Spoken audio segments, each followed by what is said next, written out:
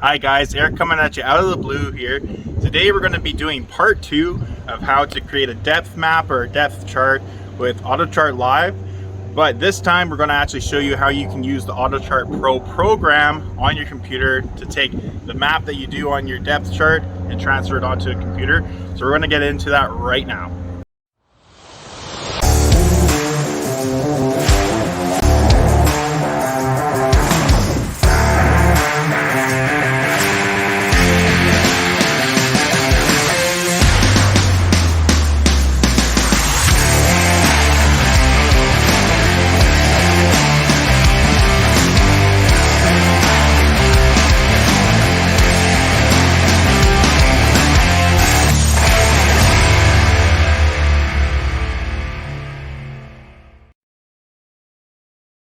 Alright, so now that we're back at the office, we can actually take that data that we gathered while out on the lake.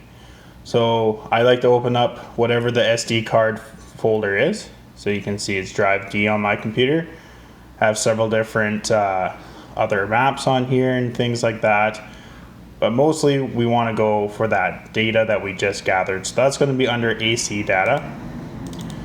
So you click on that, and then you can see that it's full of all these other files that I've recorded over the last few years. But I'm interested in the ones that we recorded today.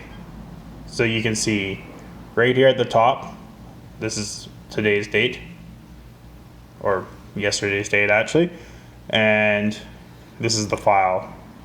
You can use date modified to sort that, make sure that's right at the top. If you have more than one, then you can press that and then go down to the last one and press shift to select multiple, or you can press one at a time for control by holding down that key and clicking. But I only want just this one file, so I'm going to press copy.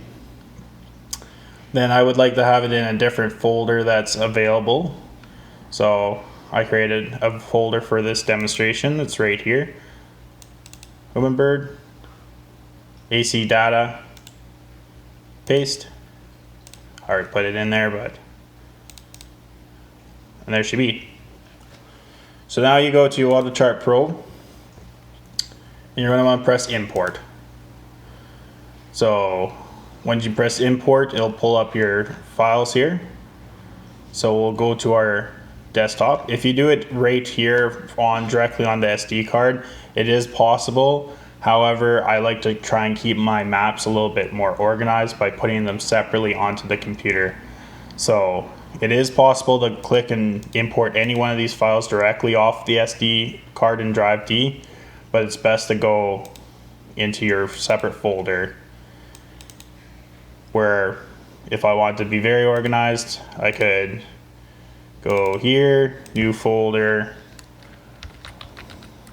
we'll call it Lake 1, or whatever you want to call it, and then put everything underneath the same folder. And then you can add different things like background. You can also add other data like tracks, whatever you want to add in there. And then I also like to do a folder for completed maps. So right now we need to get this folder and we need to put it onto the computer. So we're going to press open. There should be a little green bar at the bottom here that says importing data, conversion done. Bada bing, bada boom, we're all done. So now if you go to open, this is now converted from an ACU file to an AutoChart data file, which if we go open, oops, click on it, open. Alright, so here's all our raw data. You can see we zigzag up and down, left and right, so on and so forth. So if I go over here and press create map, look at that, beautiful. So I can also play with the parameters a little bit. So I know that there are some very deep spots, and this is actually where an old river channel went through. You can kind of see right here. So if I move the min dip up or down, and the max depth, so maybe down a little bit more. Yeah, that looks pretty good. So you can see all these different colorations here. These are kind of different depths. You have your chart bar here. There's a whole bunch of different things that you can do up in here, but this is very basic. This is kind of what you want right now. So now, if this was a pond, let's say, or an entire lake, you're going to want to create where your shoreline is. So you go onto Google Earth, which is a free download.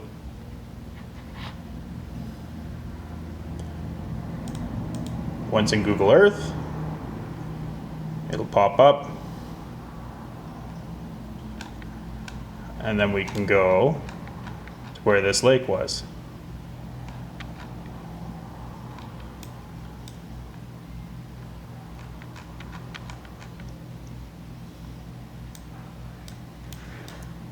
So this was actually Stephenfield Lake,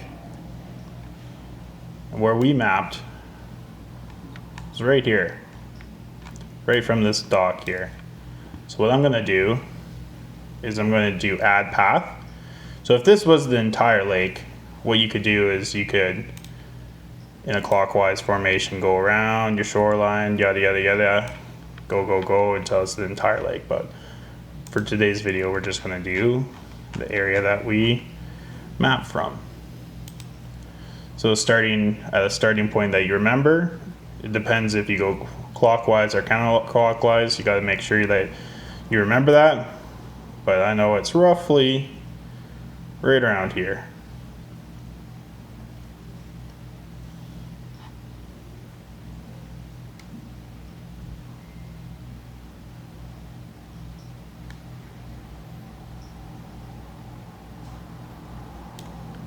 So in that clockwise fashion, then I can do Lake 1 shoreline. Okay. Says Lake 1 shoreline here. Save place as. Make sure you save it as a KML file. And you can go to our file here, Lake 1. Tracks. Lake 1 shoreline. Save. Alright, so then we go back to our program. Go File, New, Import, Lake 1, Tracks, switch it to KML, Lake 1 shoreline, bing bam boom, there we go. Now, if we go open, we can open up this. Now it looks a little bit familiar, but what we want to do is we want to change this so it'll actually say that it's a shoreline, and we want it to be a defined area. So what we do is edit data underneath tools. All right. Now you can have different settings here. This is actually the area that if you did have a map and you had areas that had depth that was reading 1,000 marks, you can actually go along right here and it'll tell you each and every individual depth point. But since this doesn't have any data, we can't do that. But if we wanted to, we could actually define, and we can make this 100 feet. Applied all means that every single depth point in this area is going to turn into 100 feet. And look at that, now it's a different color. But we don't want to do that. So we're going to change that back to 0, applied all. But what we do want to do is define this as a shoreline. So right now the data type is set at depth data. So we looped it in this sort of fashion. So if we do water to the left, if we had done it counterclockwise, it would have been to the right.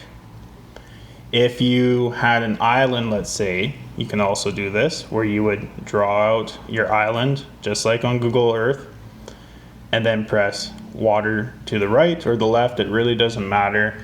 That'll just say that this area is land and there's water to the right, and then it won't show up as depth data. It'll stay as an island on your completed map, which we will show you in a little bit. So loop water to the depth. Bada bing, bada boom. Look at that. We go back to new, save our changes. Now we're back here, and this is where our lake is. It automatically takes you there. Go right click, map here.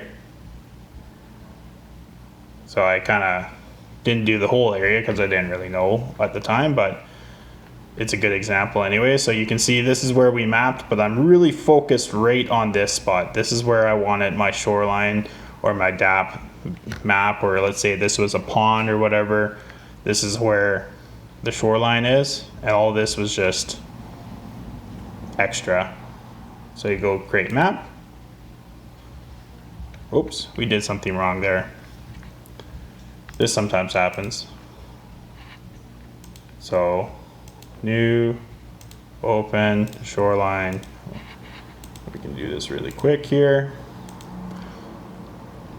So that's where the mistake was made. It's loop water to the right. So we went we went clockwise. So loop water to the right. You go counterclockwise, loop water to the left. My mistake, my apologies. But we rectified it. Map here. All right, zoom in a little bit, create map. Aha, look at that. So now, what's all this to here? This is all a map that we don't really want. So you can go to tools here and clear area, and you can just click, click, click, kind of just define the area that you want to be cleared. It's kind of goofy, but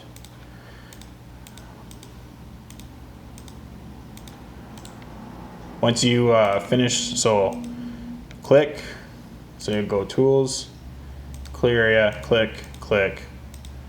So I'm just kind of going here, here, here, here, here. I don't even have to connect it. So this whole area is now whatever shape. Press right, clear the map. Perfect. So right here you can see that there was some data missing. This is likely where the dock was.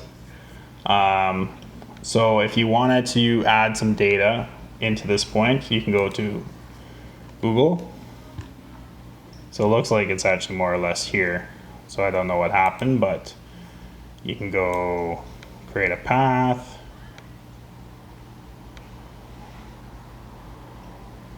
Okay, and then we'll do depth, lake 1, spelled that wrong, doesn't really matter. So depth lake 1, save place as, KML, tracks, perfect.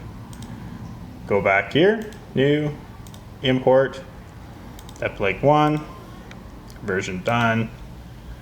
All right, then we're gonna go open our new file, edit data. Now, so I told you you can actually go about and edit data points. So say I wanted to make this 1 foot. Move along. So now it can be a very tedious process. So something you could just do is you could do 3, apply to all. Perfect, look at that. Looks perfect, save, map here. If I guessed right, so you can see our new data point is in there. So it kind of fixed it a little bit. I should note that every time you do that, this is going to be misplaced. And part of this could also be because of the way the shoreline is set up as well too. So I didn't do a great job when I was right here.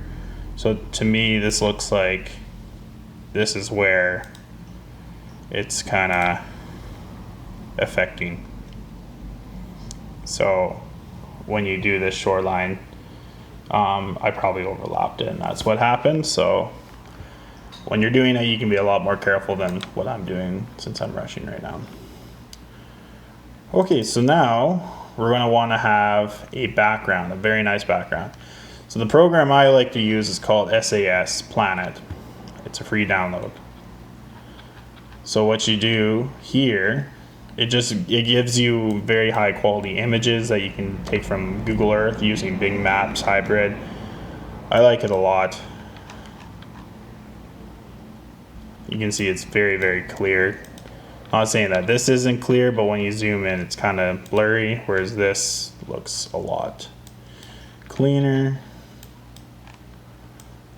I'm just a big fan of it. So, what you're going to want to do here is do a selection area. So, left click. Okay, left click. Perfect. And then you can go to stitch, and it's very important. The output format you want is going to be PNP, portable network graphic. So it's actually going to be a bigger file, but that allows you to have it'll remember where things are on the GPS. Then you go down to projection, make sure it's geographic. So that means that like waypoints or anything that you took will show up on this map here. You can also change to a ton of different mapping areas. I like Bing Maps Bird's Eye Hybrid. It's the best in my opinion. So make sure, I like to do all three just in case, but KML is generally what you need. And start. Whoops. Most important part, save to. So, save to. Desktop, our Lake 1, background. There we go. Let's call it Lake 1 background. Excellent. Start. Ta-da, it's done. So, back to our AutoChart Pro program. Now you go to settings, background map, custom map. Now this is just from when I was using it earlier. Background, Lake 1 background, open. Okay, use so I did it under custom map. You can use these other maps, but custom map is the way I like to do it. Excellent. Look at that. Mapped is now in place, looking good, looking real good. So now we'll just quickly clear this area again.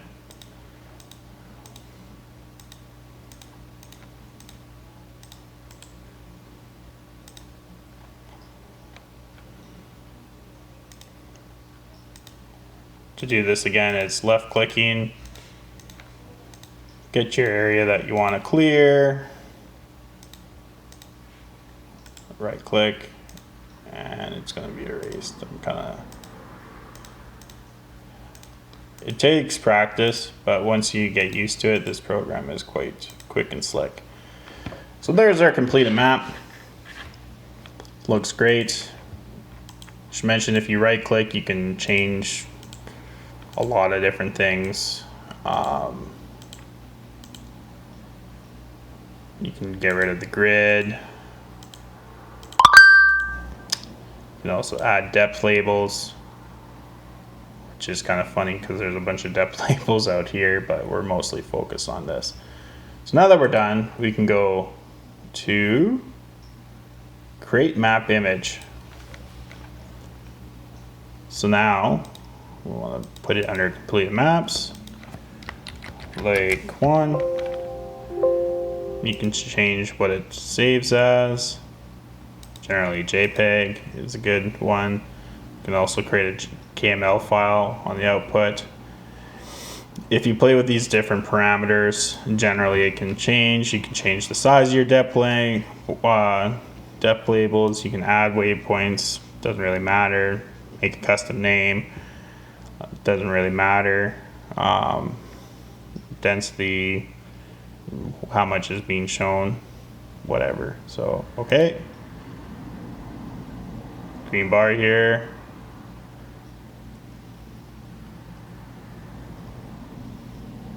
Map creation done. Go back here, go back to Lake 1, complete maps.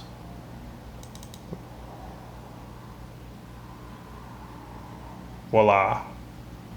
I guess it includes some data that I took over here, but generally that's how you would do it. Like I said, it's all kind of part of those parameters there. So yeah, actually you can see right here, this was included into that map. So well, we know what to do, right? You go here, and tools, clear area. If you clear an area, it doesn't delete it, just deletes it from your current map. So now you can go back, create your map image. We'll replace this one. It's kind of good to show you what it's like when you make mistakes, right? Because I'm definitely not gonna claim to be an expert, but look at that, amazing. It's beautiful, it's colorful, and we made it ourselves. So that is that. Now I'll show you a couple more features on here as well. That's kind of just your basics, but yeah, you can kind of go in here, you can play with all the different colors. You can change your transparency. If you went out and you can actually record side imaging and whatnot, that's all in here as well. Waypoint manager, so if you have different waypoints or you want to add waypoints, say I really want to fish here, here, and here because this is where that deep channel is. There's a bit of a flat here, looks pretty awesome. You can go mark waypoint, mark waypoint, mark waypoint, and mark waypoint. Da, da, da, da. Okay, so now we have our waypoints here. You can double click on them, change their names, change their icon. Okay, apply icon. Whoops, yeah, there we go. And there it is, so it's changed. You can also go here and export. If you have a card that you want to export it as, that's what you would do. I'm not going to do that right now because that's not the right card for it, but I also don't want these waypoints necessarily, but that's generally what you can do. So say this is all you mapped in one day, and then you go out and you map this rest of the area. You can also add that on later on as well. So you just go new, import, add your map, and you can keep building on because this lake is around 400 acres. That if you were to map that in an entire day, it would take about 8 hours of just straight mapping. But either you don't have time for that or you don't have the patience for it. I love mapping. It's like mowing the lawn to me. It's therapeutic, but it is really, really fun to get out there. And if you don't have enough time, you can just pick away at it and eventually map your favorite lake over time and just add on to it. You can also export your map. So there's all these different features where you can actually export this onto a card and have a lakemaster card, kind of similar to what you would have with like charts, Fish Smart app and Navionics type stuff. So, but generally that's how that is done. All right, I hope that was able to help you out there. By all means, we are not experts when it comes to the AutoChart Pro program, but at least that is kind of what we've figured out over time through trial and error. There could be definitely better ways of doing it, but we spent a lot of time on the phone with Humminbird there, just to try and make sure that we're having getting the most out of our chart. But if you have any questions, make sure you comment below. We would love to hear from you. Also, if you haven't already, please subscribe. We'll be coming out with tons of other content, not just on how to use these electronics. We do have an upcoming video that's going to be talking about catfishing. We took the video last summer, but we'll be kind of explaining how we ended up catching those catfish. So if you have any questions, feel free to drop us a comment below. Please like and subscribe to us, and we'll catch you on the water next time. So feel free to visit us at outoftheblueaquaticadventures.ca today.